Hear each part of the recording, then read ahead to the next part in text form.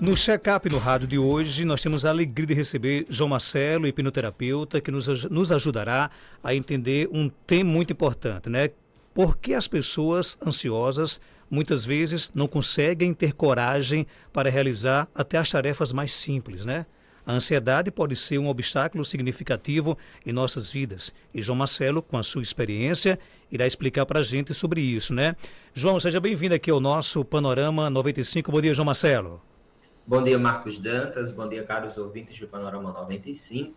Hoje trago um tema muito importante e que, inclusive, Marcos, é um questionamento de muitas pessoas, inclusive as ansiosas, né? Por que eu não consigo ter coragem de fazer as coisas mais simples? E aí eu quero já agora no início da nossa entrevista, você que está em casa, que está nos acompanhando, já aconteceu isso com você?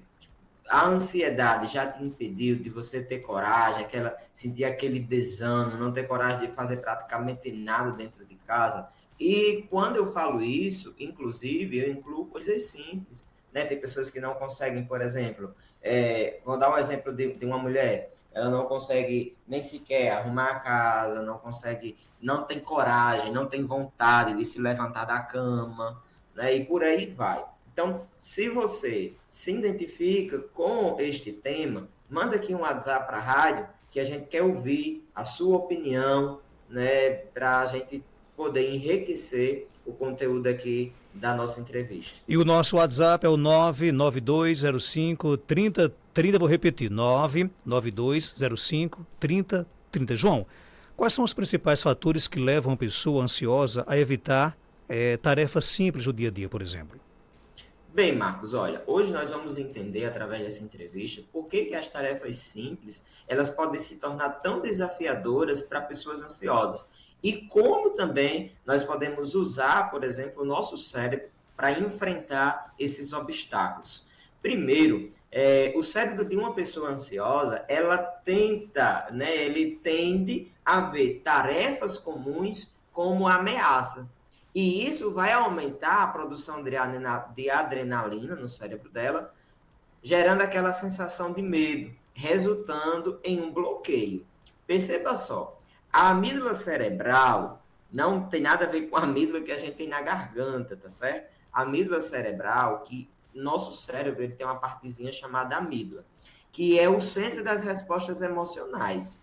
E veja só, essa amígdala, ela acaba se tornando hiperativa e ela dispara sinais de alerta em situações do nosso dia a dia. Então, veja só, o nosso cérebro, ele fica aqui, ó, em estado de alerta. E ele vai ficar em um pleno estado de luta ou fuga, mesmo diante de situações simples do nosso dia a dia. Como, por exemplo, responder o WhatsApp. Quando eu vejo que tem uma mensagem, eu digo, ai meu Deus, o que será? Será que eu vou responder? Não, vou deixar para depois. Veja, é aquela sensação de como se algo fosse acontecer a qualquer instante. Então eu fico... você pode perceber, você que está em casa, você pode perceber que a ansiedade lhe deixa muito tenso, né? Você fica muito tensionado. E essa tensão vem exatamente por causa desses sinais, esse estado de alerta que você fica o tempo inteiro, como aquela sensação de que algo ruim pode acontecer a qualquer instante. Outra coisa, Marcos, é que o pensamento ansioso, ele gera um excesso de coisas, como, por exemplo, e se eu falhar? E se não me responder? E se não der certo? E se eu não conseguir? Você que está em casa já se percebeu em algum momento esse uso do e se? E se não der certo? E se não for assim? E se não for assado? Mas se eu não conseguir fazer? E se não sair do jeito que eu quero? Veja, isso tudo, Marcos, esse e se cria um cenário de incerteza que paralisa a pessoa, tornando impossível ela ter alguma ação. E aí ela acaba que vai sentindo esse desconforto emocional, isso vai ficando cada vez mais intenso e vai levando essa pessoa a evitar qualquer coisa que possa gerar ansiedade, mesmo que seja mínima. Então, é tanto que daqui a pouco essa pessoa ela vai começar a evitar tarefas que são simples e ela, na hora que ela evita, ela sente um alívio, porque ela conseguiu evitar. Só que depois desse alívio, ela vai reforçando o medo. E a longo prazo, isso aumenta a dificuldade, porque da próxima vez que ela vai fazer aquilo que ela queria, vai repetir a mesma coisa. Então, assim, eu vou só me fechando. Vou me fechando, me fechando. Daqui a pouco eu não estou conseguindo fazer nem as coisas mais simples da minha vida, do meu dia a dia, que antes eu conseguia fazer com tanta facilidade e agora tem sido para mim algo muito difícil, né? Inclusive, tem pessoas que quando estão passando por essa situação de ansiedade, né, elas só querem estar deitadas, muitas não conseguem nem sequer trabalhar, se vai trabalhar, é a força, se obriga. Olha, Marcos, coisas tão simples como até mesmo um mero banho. Tem pessoas que, por estarem passando por uma situação dessa, até um banho é algo assim que a pessoa é um sacrifício. Ela tem que se obrigar a tomar um banho, porque coragem ela não tem. Tem áudio aqui dos nossos ouvintes, através do nosso WhatsApp, 992053030. Vamos lá, bom dia. Bom dia, Marcos Dantas, João Marcelo. Tudo isso aí se identifica comigo, principalmente a perca de vontade, o ânimo de sair de casa, de caminhar, de fazer qualquer coisa. Eu saio para resolver as coisas porque é o jeito, mas não me dá vontade mais para nada. Preciso fazer meu tratamento e não estou tendo condições. Tem mais ouvintes, bom dia. Bom dia, Marco. Aqui é Maria José de Jardim do Seridó. Marco, eu digo, doutor, eu sou uma pessoa depressiva, eu vivo sem coragem de tudo. Eu faço as coisas à força. Não tenho coragem de fazer as coisas não. Me levanto à força, eu faço chorando, porque eu não tenho coragem de fazer. E aí, João Marcelo? Olha, agora essa última participação da ouvinte me fez recordar de uma pessoa que eu acompanhei há algum tempo atrás. Já faz anos que eu acompanho essa pessoa. E quando ela chegou aqui no consultório, bem parecido com esse relato dessa ouvinte. E aí, ouvinte, preste atenção, foi que eu falei para ela, ela precisava caminhar, né? Ela já vinha com a recomendação que ela precisava fazer exercício físico, ela precisava caminhar, e ela falou que não tinha coragem. João, não consigo não, João, não consigo. Eu digo, ó, vá, se obrigue a fazer. Quando a gente está nessa situação, a gente não faz o que a gente quer fazer, mas o que é preciso, o que é necessário. E aí ela começou a ir a caminhar e ela ia chorando. Mas eu vou. Tem que ser obrigado, tem que ser obrigado. Ah, continue. E ela ia chorando, se arrastando, mas ia. Na primeira semana ela foi chorando, na segunda o choro já foi diminuindo, na terceira semana não estava mais chorando, na quarta semana já estava começando a gostar de ir, na quinta semana ela disse que no dia que não ia já estava sentindo falta da caminhada dela. Quer dizer, ela foi que essa é a minha orientação. Você tem que começar a fazer coisas, tipo assim, eu tenho algo para ir, para fazer, por exemplo, caminhar. Mas aí agora eu quero caminhar 1 hora. Se você não consegue 1 hora, vamos começar de pequenas partes. Entendeu? Mas eu não tenho coragem. Tem que se obrigar. E agora no início você tem que se obrigar a fazer, se arrastando. E aí você vai fazendo por partes, entendeu? Vou caminhar 10 minutos. Para quem não fazia nada, 10 minutos já é alguma coisa.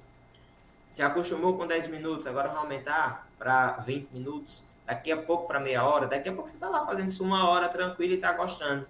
Igual a paciente, que no dia que não ia mais já começou a sentir falta.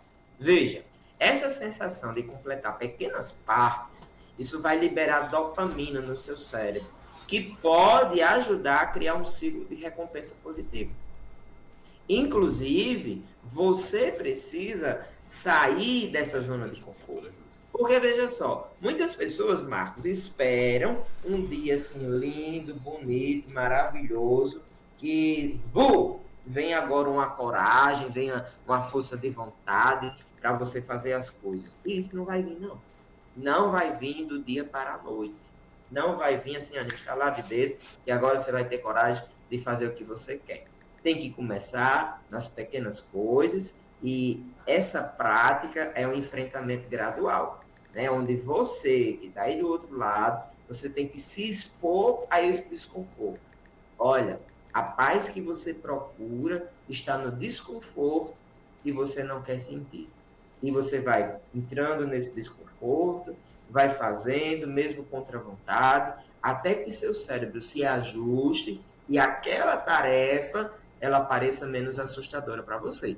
E aí você vai ver que com o tempo isso vai fazer muito mais sentido e você vai perceber que essa coragem ela vai começar a surgir aos poucos. Aí depois você vai dizer, mas rapaz, ainda bem que João naquela entrevista me disse aquilo, né? E pois não é que deu certo? Pois não é que agora eu estou conseguindo fazer minhas coisinhas?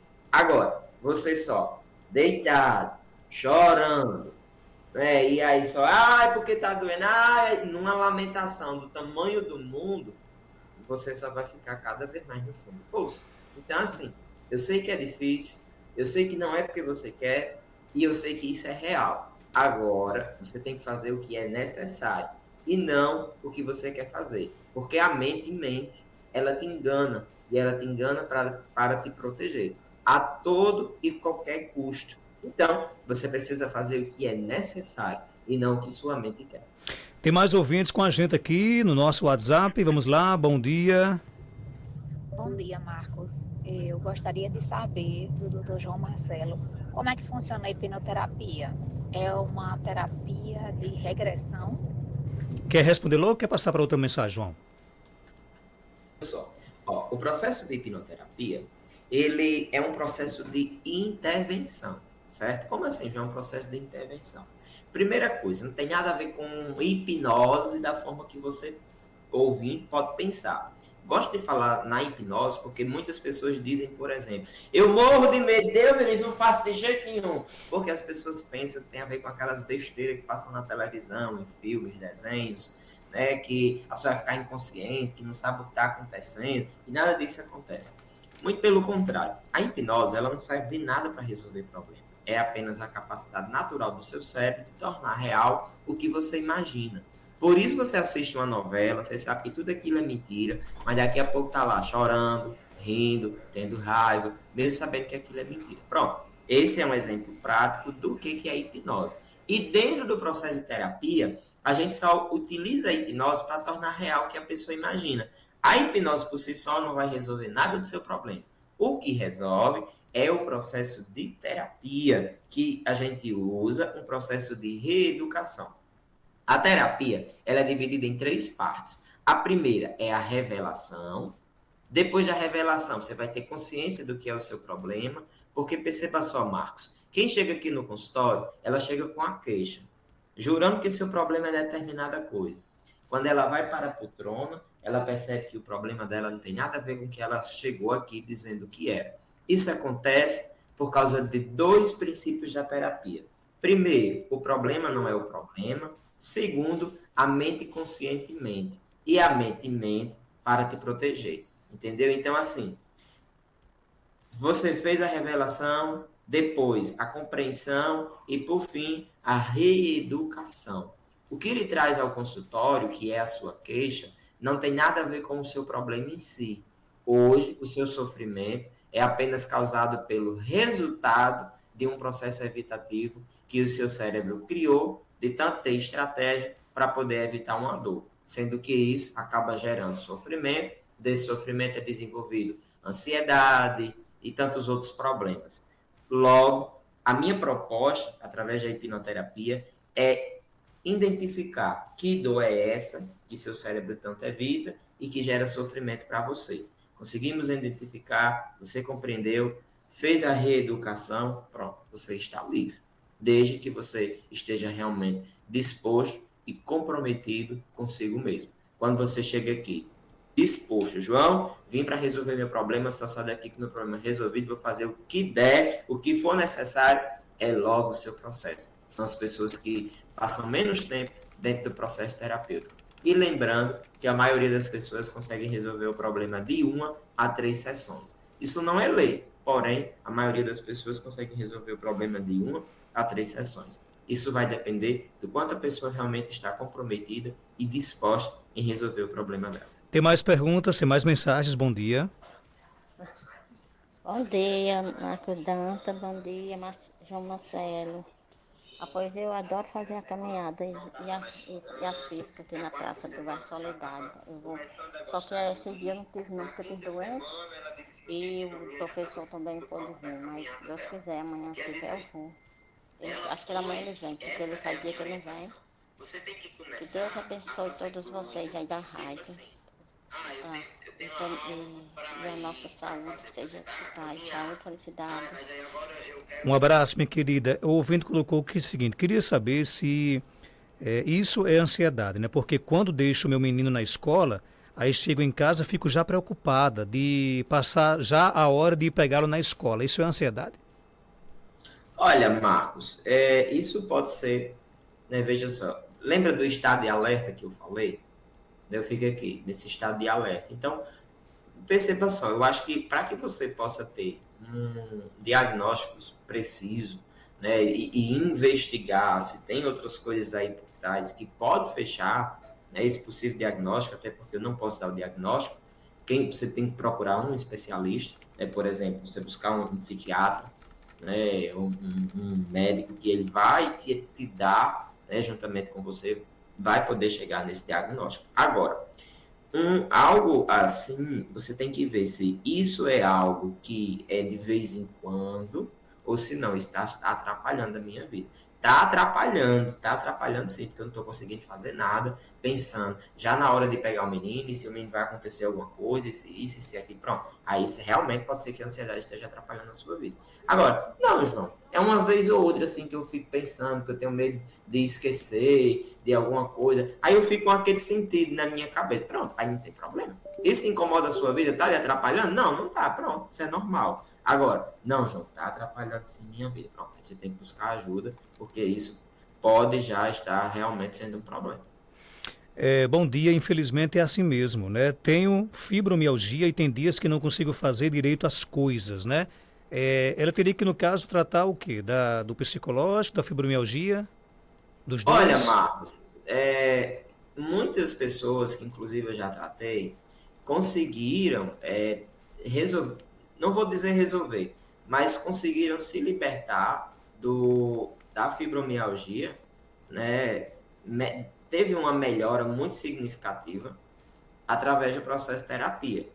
Não se tem nenhuma relação direta, algo comprovado, que a fibromialgia tem alguma dessa relação com o emocional. Agora, se consegue enxergar que pode ser que tenha, né? Porque normalmente, pessoas que passam por um quadro de fibromialgia, ela também tem algum quadro, já teve algum quadro de ansiedade, algo emocional, né? E quando tem algo emocional associado, não que eu estou dizendo que sempre tem que ter, mas quando tem, aí, quando alguém tem, o processo de terapia, ele consegue, inclusive, diminuir e muito as sensações de dores ligadas ao emocional dessa pessoa.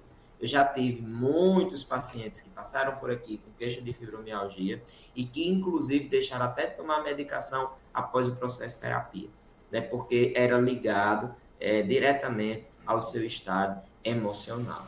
Para fechar, nós temos aqui um depoimento, né, de uma paciente sua.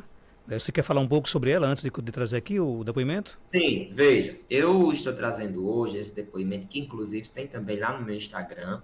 Depois, se você quiser, só lá em João Ansiedade, você vai ver esse depoimento de uma paciente que, inclusive, ela fala no depoimento dela que ela tomava medicação, ainda toma, mas após já o processo de terapia, ela já voltou para o psiquiatra, o médico dela, que acompanha ela, e ela já está conseguindo fazer o desmame, já está tomando a metade da medicação que ela tomava antes, e ela disse, o meu objetivo é tirar completamente, porque eu estou bem.